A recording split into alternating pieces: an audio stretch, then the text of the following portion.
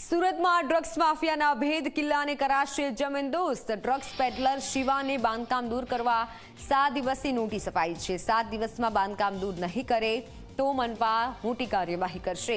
શહેરના પંચશીલ નગરમાં આવેલું 2 માળનું મકાન ગેરકાયદેસર છે। શિવા ઝાલાના મોબાઈલની પણ હાથ ધરાઈ છે તપાસ। તો કોલ ડિટેલના આધારે પેડલરો પર વોચ ગોઠવવામાં આવશે। આ તરફ સુરતમાં ભેદ કિલ્લો બનાવી ડ્રગ્સ વેચનારા પેડલર શિવા ઝાલા સામે વધુ એક કડક કાર્યવાહી કરવા પ્રશાસન સજ્જ છે। શહેરના પંચશીલ નગરમાં આવેલા 2 માળના મકાનનું બાંધકામ ગેરકાયદે હોવાનું પણ સામે આવ્યું। આ એ જ મકાન છે જ્યાં શિવા ઝાલાએ આસપાસ કેમેરા ગોઠવીને એ વિસ્તાર પર નજર રાખતો હતો।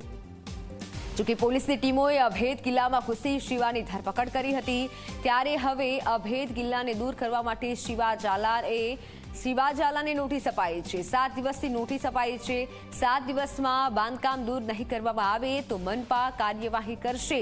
શિવાના મોબાઈલની પણ તપાસ શરૂ કરાઈ છે, જે અંતર્ગત હવે કોલ ડિટેલના આધારે પેડલરો પર વોચ ગોઠવવામાં આવશે। શિવા ઝાલા વડોદરાની જેલમાં વિનોદ વર્મા નામના વ્યક્તિને મળ્યો હતો અને તેની પાસેથી મુંબઈ ખાતેથી ડ્રગ્સ ખરીદતો હોવાનું પણ સામે આવ્યું છે।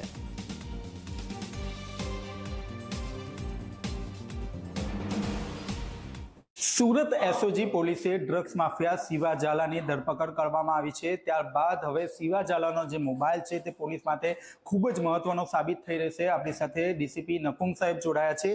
જી સર, કયા પ્રકારની કાર્યવાહી કરવામાં આવી રહી છે? મોબાઈલ પોલીસ માટે ખૂબ જ મહત્વનો રહેશે।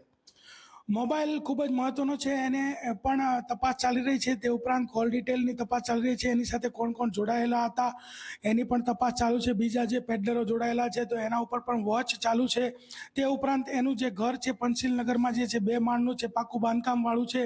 તો અમારા પીએસઆઈ એસઓજીના તથા એસએમસીના અધિકારીઓ સાથે મળી અને ત્યાં વિઝિટ લઈ અને એનું જે કન્સ્ટ્રક્શન છે ઇલીગલ હોવાથી એને 7 દિવસની નોટિસ આપવામાં આવેલી છે। અને ત્યારબાદ એસએમસી અને પોલીસની ટીમ થઈ અને આ જે ઇલીગલ કન્સ્ટ્રક્શન છે એને દૂર કરવાની કાર્યવાહી પણ કરવામાં આવશે।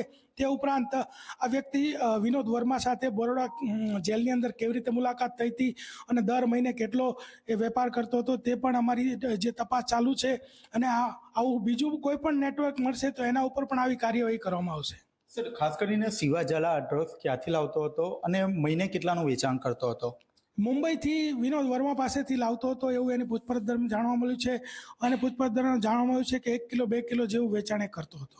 તો આ હતા ડીસીપી નકુમ સાહેબ જેઓ દ્વારા સ્પષ્ટપણે કહેવામાં આવ્યું છે કે આ જે ડ્રગ્સ છે તે મુંબઈથી લાવવામાં આવતું હતું અને વિનોદ વર્મા નામનો જે શખ્સ છે તેની પાસેથી આ ડ્રગ્સ લાવવામાં આવતું હતું। કેમેરામેન વિજય બેસાણી સાથે ચેતન પટેલ, ઝી મીડિયા, સુરત।